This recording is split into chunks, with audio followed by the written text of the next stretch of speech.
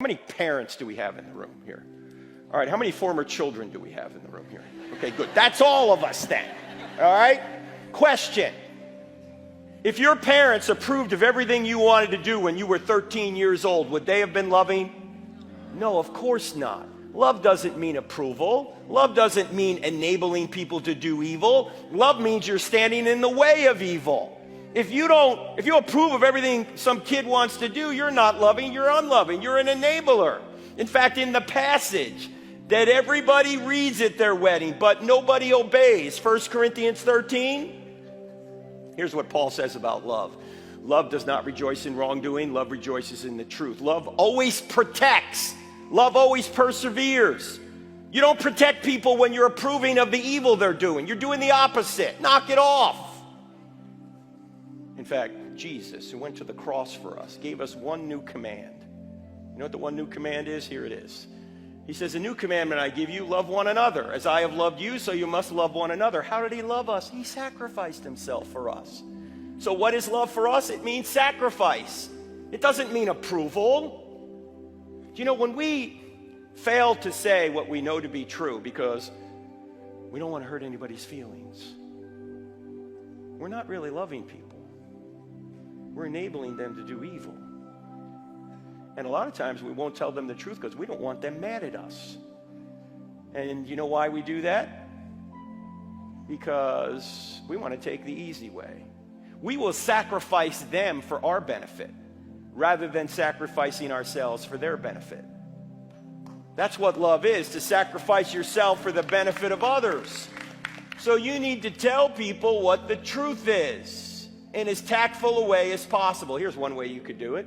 You might say to somebody you love who, say, is wanting to approve of, say, aberrant sexual practices. They're all over now. You might say to them, "Hey, if I was about to go down a road you knew that would hurt me and hurt others and would be against God's will, would you love me enough to tell me?" What's the other person going to say? "Well, of course." Great. Can I do the same for you right now? Love does not mean approval. Thomas Sowell is now 94 years old and says everything well. Put it this way. He said, when you want to help people, you tell them the truth. When you want to help yourself, you tell them what they want to hear. How often do we tell people what they want to hear? "Oh, we don't want to risk the relationship." Well, what kind of relationship do you have anyway if you can't tell them the truth? What are you risking?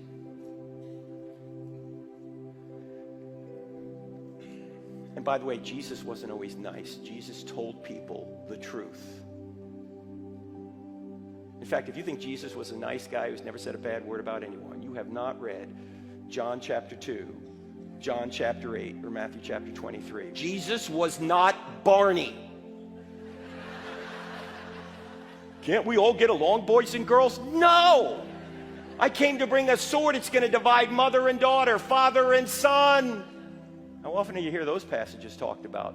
But most of you in this room know those passages are true. Why? Because you're divided in your own family over Jesus. Guess what? You ought to be. You ought to be following Jesus and not the world. Jesus did not come to bring unity, not with the world. He came to bring unity in the church, but not the world. So Jesus was tough, and he didn't approve of everything, quite obviously.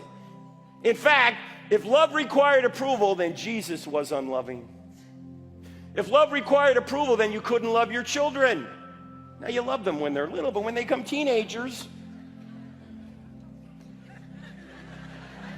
yeah, you love them, but you don't always feel like you love them, right? You probably never thought of abandonment, but you've thought of murder several times. If love required approval, you couldn't love your spouse. You couldn't love your enemies. How do you love your enemies if love requires approval? In fact, God couldn't love you if love required approval. Love does not require approval.